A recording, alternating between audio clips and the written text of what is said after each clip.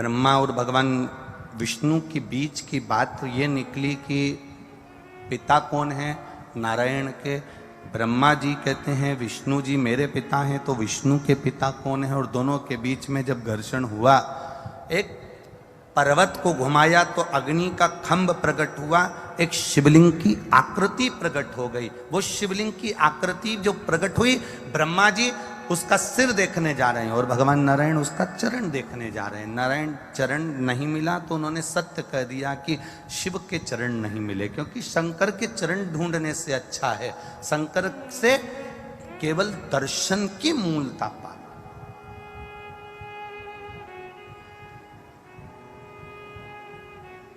दुनिया के बहुत लोग मिलेंगे तुमको ज्ञान देने वाले, बहुत,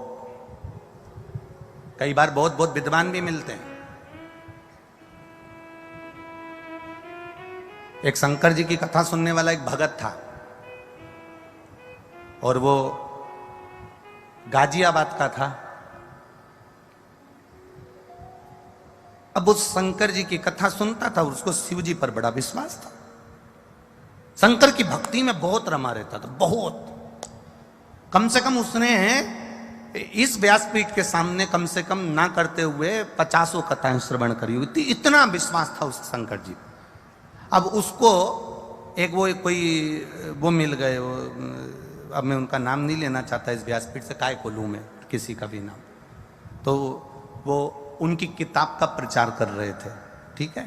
और प्रचार करते करते वो गाजियाबाद के वो लड़के से वो मिल गया, उनका शिष्य। और शिष्य मिलने के बाद उसने कहा कि भगवान तो है ही नहीं, और राम तो है ही नहीं, और कृष्ण तो है ही नहीं, और शंकर जी तो है ही नहीं, बस है तो हमारा जो गुरु जी है बस वो ही है, और वो ही सब कुछ है, और कुछ भी नहीं है। अब वो इतना ज्ञान दे, इतना ज्ञान दे, वो गाजियाबाद का लड़का।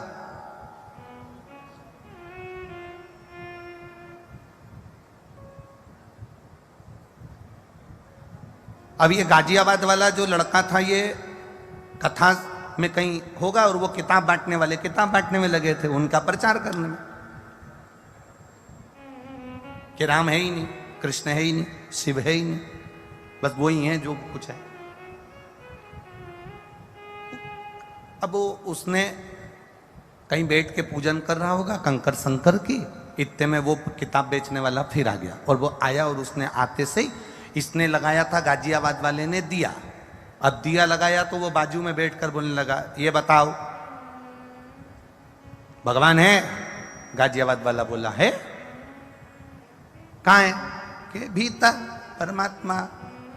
सियोर वाला महाराज कहता कंकर में शंकर है, सारी समस्या का हल एक लोटा जल। तो उसने कहा, वो सियोर वाला तो हर कुछ बोलता है, उसमें कहाँ कल है, ठीक है।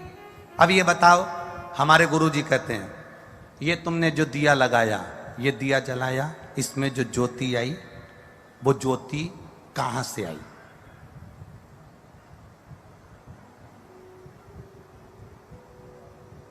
बता, जो ज्योति कहां से आई? जो तुमने ज्योति जलाई है दिए में, बाती में, ये ज्योति कहां से आई बता।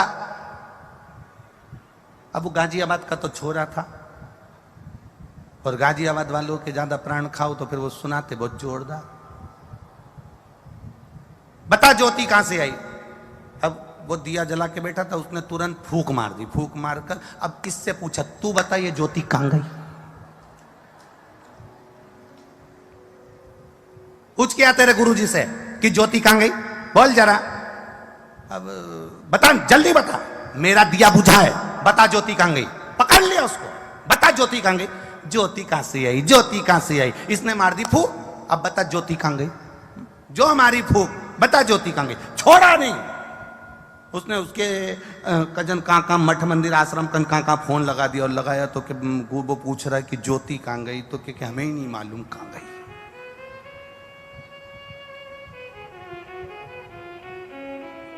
अरे मेरे बाबा, क्यों हमारे सनातन धर्म को तोड़ने में लगे हो? बड़ी मुश्किल से लोग जुड़ते हैं, इसको जोड़ो। ये ज्योति भी उस भोलेनाथ ने दी है, और लेने वाली उस ज्योति को भी भोलेनाथ ही है, इसलिए उसका नाम ज्योतिर्लिंग महादेव है।